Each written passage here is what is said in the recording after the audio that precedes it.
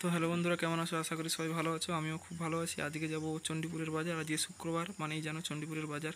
তো আমি finally cycle নিয়ে বেরিয়ে পড়লাম চণ্ডীপুর যাওয়ার উদ্দেশ্যে। চলো সেখানে গিয়ে কী কী পাখির কালেকশন আসছে তোমাদেরকে দেখাবো। তো সেখানে গিয়ে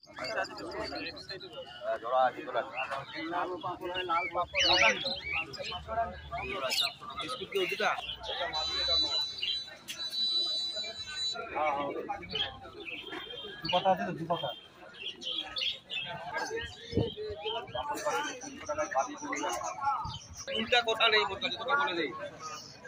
আরে ফসল দে মোর কাছে।